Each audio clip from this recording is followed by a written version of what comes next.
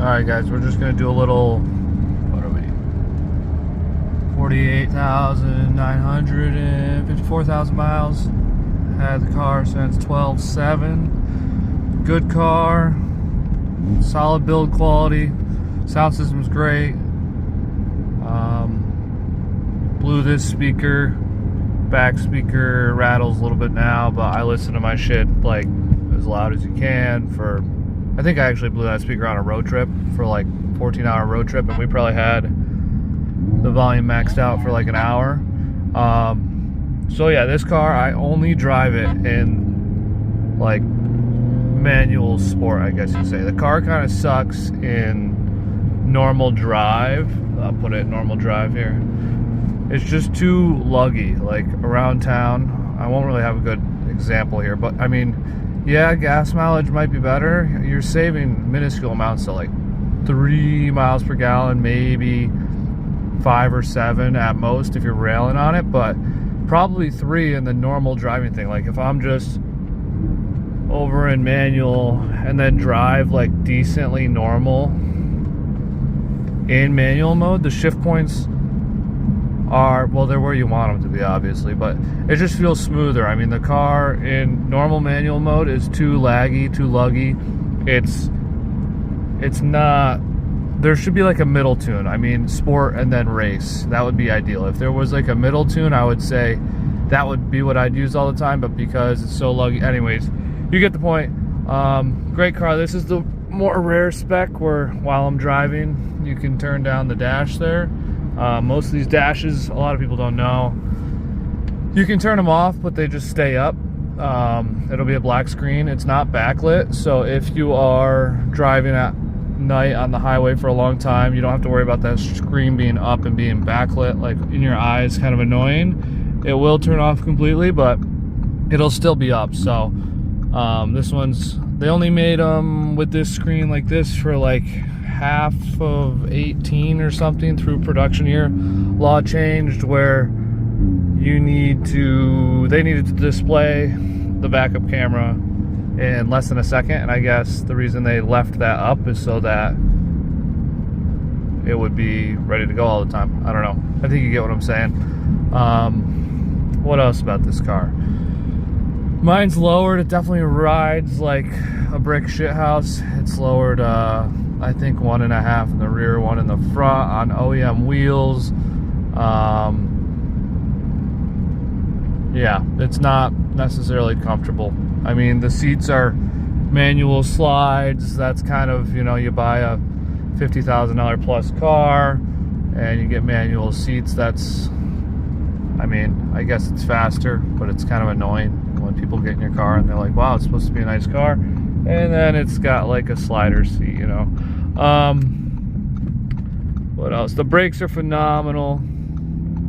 They really are really good brakes. They last a long time too. I mean, if you're going like 150 plus, 170 plus, mine do get like some type of warping, only like temporary. I get like sporadic fade, I guess. They're definitely not good for racing, but like around town, normal, they don't squeak. They feel great. I'm on yellow pads, yellow street race, I think. I forget the brand. The springs I'm on are H&R. No tune on this car, just mid pipes. It is flagged TD1 at Audi, so whoever had it before me definitely did flash it, so I guess it could be stage 1 maybe. I don't know. The whole car is OEM.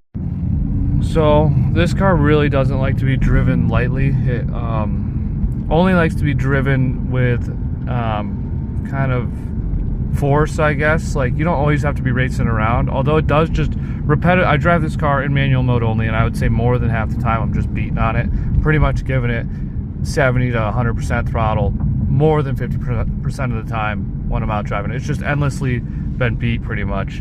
I don't plan on getting rid of the car, so I don't care. I'm just gonna keep beating it till it dies, whatever. But if you drive it lightly, that's when people complain about it being jumpy, and it is kind of like a weird daily driver because it's personal. Whoever wants to have a daily that they can beat on and don't have to worry about it really dying, this is the car for you. But if you want a daily that you want to be lazy in, this isn't the car for you. If you want it to just be kind of doing everything perfectly smooth all the time for you, I don't know. go for a Mercedes or something. This car is a straight line speed car. It's just, you can just build them to go straight fast. If you want a driver's car, my buddy in his M2, maybe he's just a way better driver, but his confidence in his car and the way he can whip that thing into corners is just, it's just a way better driver's car. This car is good for going in a straight line, roll racing, drag racing if you want to build them up. But other than that, I mean, I guess the snow too, it's like a luxury Subaru. I feel like my old Subaru definitely handled better. Makes sense, the Subaru was higher off the ground, had narrower tires.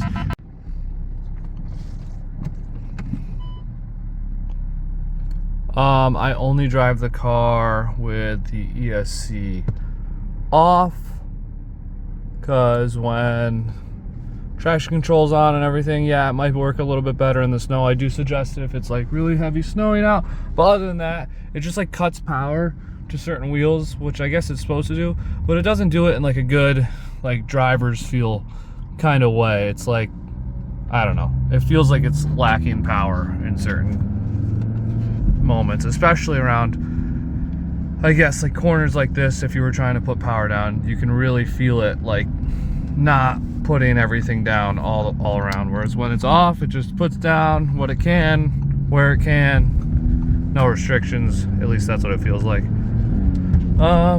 What else about the car? The sunroof thing, that kind of, if you run with the sunroof open and that thing's closed to give you shade and air, I don't know why you do that. You will stretch it out, so don't do that in anybody, I guess, A3 or anything. You'll stretch those out. Mine's even stretched a little bit, and I've never even done that. Trying to think what else I dislike about the car. I mean, I guess it's really the transmission that's the best part of the car. I mean, the motor's amazing. It's definitely got a little bit of lag in the beginning, up until like 3,500, 3,700, then it makes boost. Everybody already knows that. The motor has been, knock on wood, fantastic. I get it. My cousin works at a Porsche dealership, and he takes care of all my servicing for me, so he's pretty good at scoping out any issues or keeping me on top of the service track. It's been to Audi, and they've done their little search bullshit, but I don't trust those guys, and they're $1 million.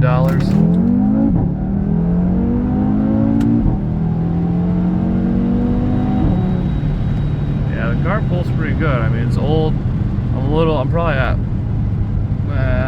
3,000 or 4,000 miles since last oil change, so still hammers. It's definitely scary that something's gonna go wrong eventually, but honestly, it feels like day one. Alcantara, this car will make you dislike Alcantara. It's awesome at first, but you're worried about having your greasy burger in here, and I guess, you know, whatever, it's a daily driver for me, so honestly, my winter beater.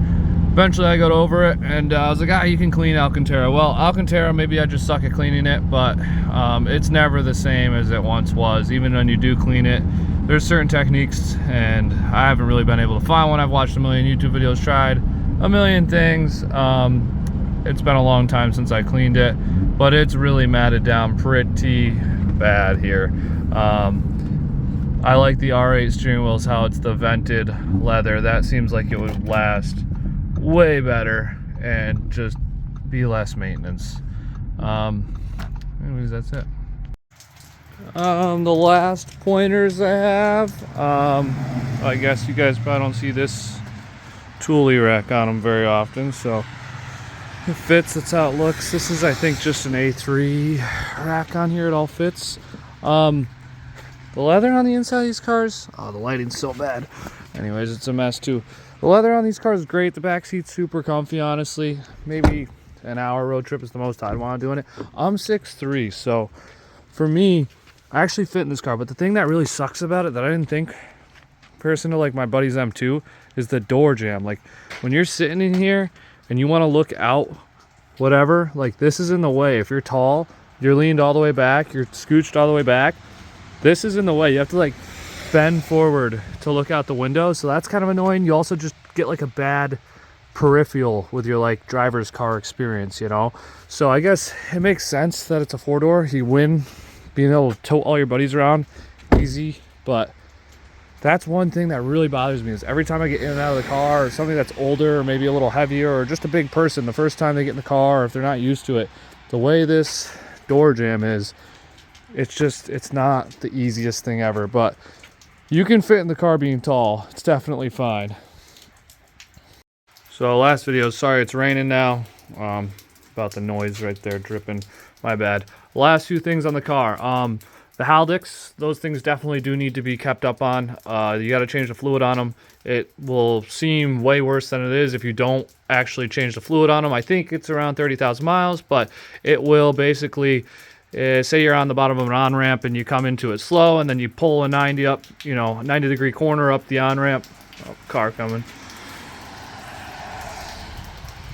So you do like a 90-degree turn onto the on-ramp. You're coming into it like 20, 30 miles an hour, second gear, and then you punch it to go up the on-ramp and finish the corner. If your Haldex isn't serviced properly or hasn't been done yet, the back end will pretty much get all loose because it's not putting the power down properly. And that doesn't matter whether the ESC is turned off or on, from what I could tell. I was doing it with the ESC off, and it really started to wig out. I thought I was having rear diff issues, and it was going to be way worse than it was. Ended out, the filter was just clogged back there. The plates in the Haldex or whatever just weren't functioning properly because the fluid wasn't passing through at the right time or right speed or whatever. The other thing is, this car really doesn't corner well. I might have said that already, but if you're in the market for one of these cars, it's a good daily. Realistically, you got 4 doors, bring all your buddies to the mountain, you can go through the snow, beat the hell out of it. It's a good daily. It's a very luxurious Subaru at that. It's fast, it's nice. It's like an 11-second stock car, so it's not really fast, but compared to your Camry, it's decent for the money. This one was $48K with 12,700 miles on it. Pre-COVID, I don't know what the prices are now.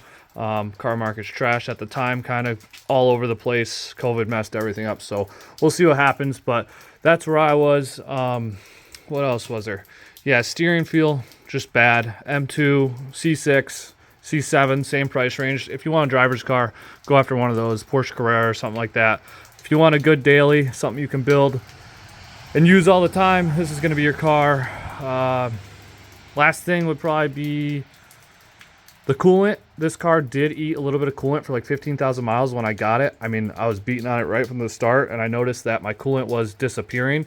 I've read that some people say it gets eaten up in the block. So I don't know where it goes or what happens to it, but you're going to want to make sure you at least don't run out of coolant. I haven't had any crazy malfunction, and honestly, my coolant has, if not completely stopped, slowed down a ton with getting eaten up. Who knows if it was a temperature thing? I know it does change in the temperature, winter versus summer, but mine was definitely pretty much disappearing, it seemed like. So that's another thing to look out for. Sorry I don't have a GoPro, guys.